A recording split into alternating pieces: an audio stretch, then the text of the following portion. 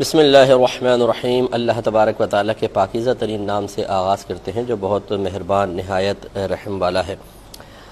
خواتین حضرات، السلام علیکم ورحمۃ اللہ وبرکاتہ و مغفرتہ۔ آپ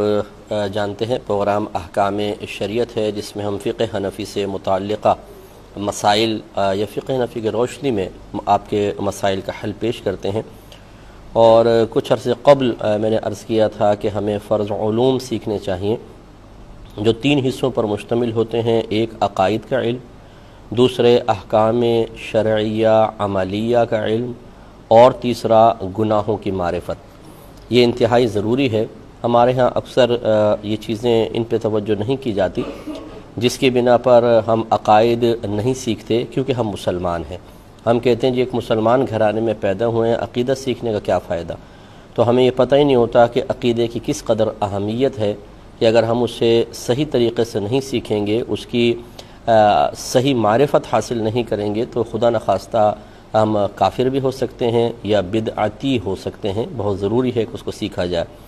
ایسے احکام شرعیہ عملیہ نہ سیکھنے کی بنا پر انسان بے شمار عبادات کا تکلف اٹھا رہا ہوتا ہے، یعنی ظاہری طور پہ عبادت کو اختیار کر رہا ہوتا ہے، مال خرچ کرتا ہے، جسمانی مشقت برداشت کر رہا ہوتا ہے،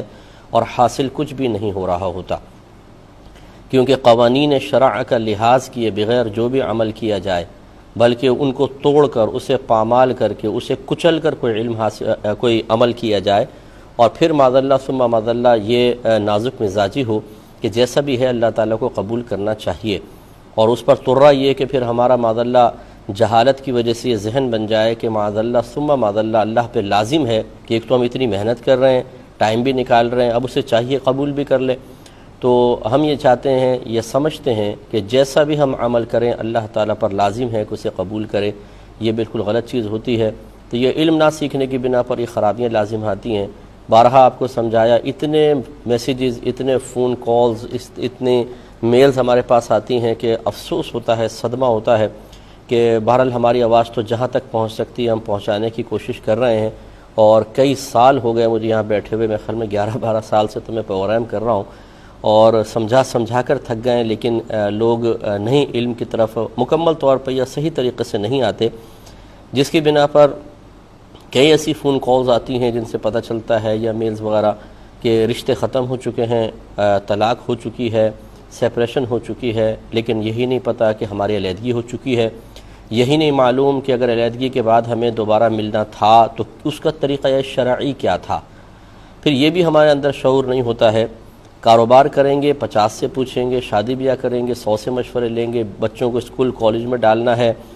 10 لوگوں سے مشاورت کی جائے گی، لیکن دین کا معاملہ سیکھنا ہو تو میں اکثر ایک فرضی کردار ادا کا نام لیتا ہوں، پپو پان والا، کہ جی پان والے کے پاس جا کے معلوم کر لیں گے۔ تو ہم نتھو پتو سے معلوم کر لیتے ہیں، کسی بھی مسجد میں گھس جاتے ہیں، جو داڑھی والا نظر آئے، کوئی قاری ہو جاتا ہے، کوئی حافظ ہو جاتا ہے، ان سے جا کے مسائل معلوم کر رہے ہوتے ہیں، اور وہ جو حل بتاتے ہیں اس حل کو قبول کر کے ہم اپنی پوری زندگی، جو فیوچر ہماری لائف ہے، جو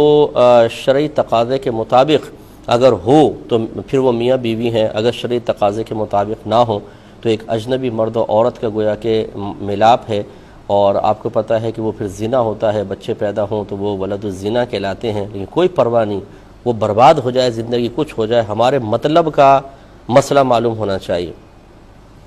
اسی طریقے سے گناہوں کی معرفت کچھ بھی حاصل نہیں ہے۔